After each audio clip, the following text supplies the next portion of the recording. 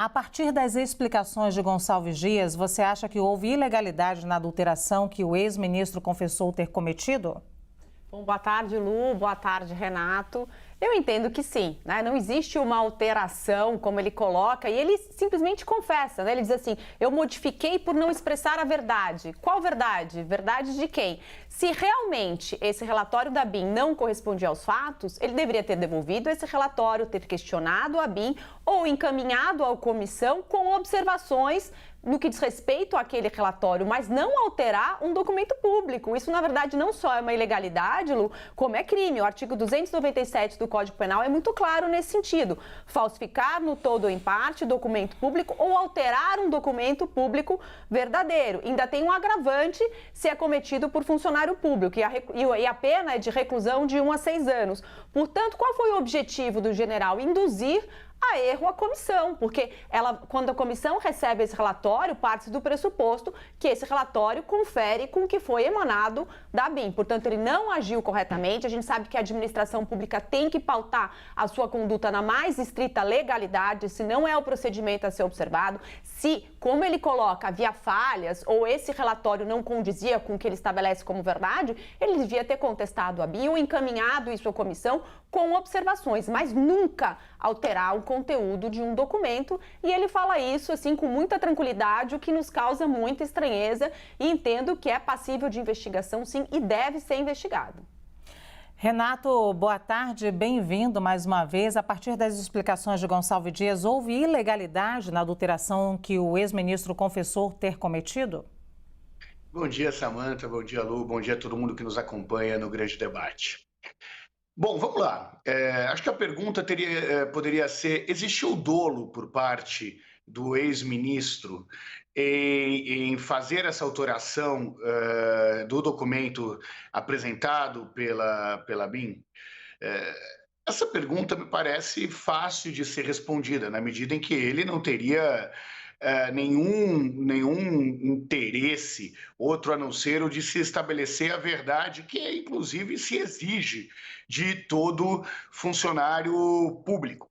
Eu concordo que ele poderia ter colocado um adendo, ter sido mais cuidadoso nesse processo, sem dúvida nenhuma, inclusive verificado se existiam outras eventuais inconsistências, como a que ele alega ter vindo com o documento. Então, eu concordo que poderia ter existido um cuidado maior, mas quando a gente fala em fraude, quando a gente fala que ele teve uma grande responsabilidade com isso, parece que ele está tentando negar uma responsabilidade sobre o processo de invasão. E nós sabemos o que está por trás de tudo isso. O que está por trás desse processo é uma tentativa do grupo invasor, do grupo que invadiu a sede dos três poderes, em tentar passar para a vítima, que é o atual governo, a responsabilidade sobre o acontecido. Isso, obviamente, para qualquer um que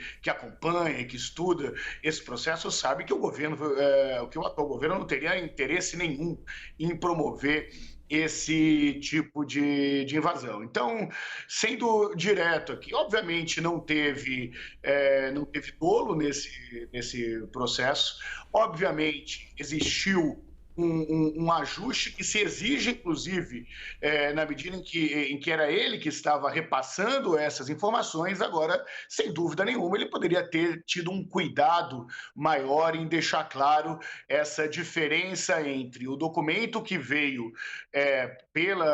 pela BIM e a verdade dos fatos, que inclusive pode ser facilmente comprovada, de que ele não fazia parte aí desse processo de difusão de informações como alegado para mim. Acho que esse cuidado seria muito bom para a verdade dos fatos.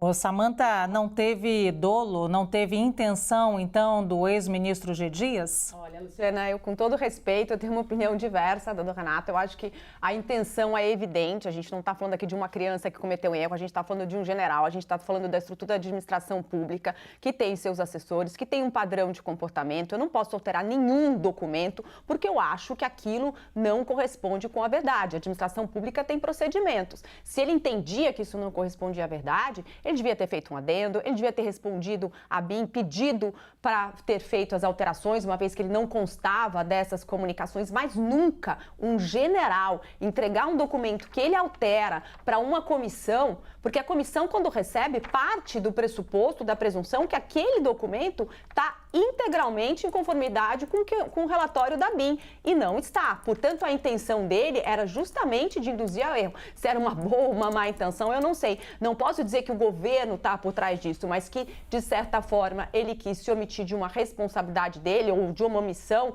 face a algum tipo de informação que ele teve conhecimento. É isso que parece, não é? Quando ele altera esse documento. Porque quando a gente está de boa fé, a gente age de acordo com a legislação, não é verdade? Se esse relatório não tem informações falsas, eu vou contestar a BIM, eu vou repassar à comissão com notas explicando porque eu não fazia parte do grupo e tudo mais. Agora, a alteração, e por que a gente descobriu tudo isso, na verdade, não é? Porque as imagens, não é, do GSI foram apresentadas pela CNI. Do contrário, a gente não teria acesso a nada disso, né? Então, eu acho que a intenção dele é patente. O Renato, a Samanta acha que as explicações do ex-ministro não foram suficientes. E você? Olha, ele falou de uma forma bastante clara o que foi dito. Eu queria fazer um paralelo aí para quem está nos assistindo e que acompanha o jornalismo profissional. A gente sabe que muitas das matérias são matérias assinadas pelos jornalistas, né? Nem porque, portanto, mesmo sendo assinada por jornalistas, passa por um processo de revisão, por um processo de edição, e não necessariamente o editor, aliás, na grande maioria das vezes, o editor não assina essa matéria, né? A íntegra aí do que está sendo publicado foi escrito, na sua maioria, pelos jornalistas, e o papel do editor é deixar aquilo com uma linguagem mais fluida, mais próxima da verdade, com todas as revisões que precisam ser dadas, com um processo de apuração, e nem sempre esse processo de dupla apuração, de um duplo cuidado, significa estar fraudando uma matéria jornalística. De novo, isso não significa de forma alguma que um cuidado maior deveria ser tomado. A gente sabe aí que os procedimentos da administração pública são diferentes do procedimento de um jornal ou de um portal de notícias, por mais correto que seja. Esse cuidado deveria sim ser tomado. Ele não negou essa edição feita, esse ajuste de rota em busca da verdade feito, mas não vamos ter dúvida que a utilização de palavra fraude, de tudo mais, tem uma segunda intenção por trás, que o próprio general, por ser general, por não ser ingênuo, inclusive nesse processo, não queria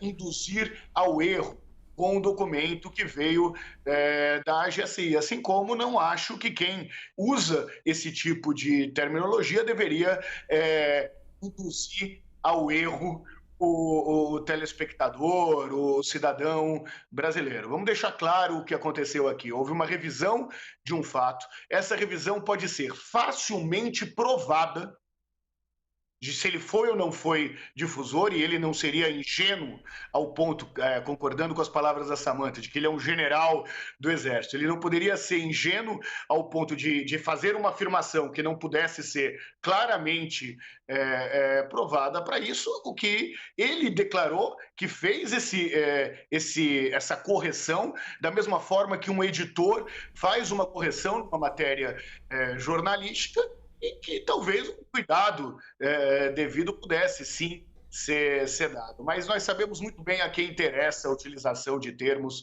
como fraude ou adulteração.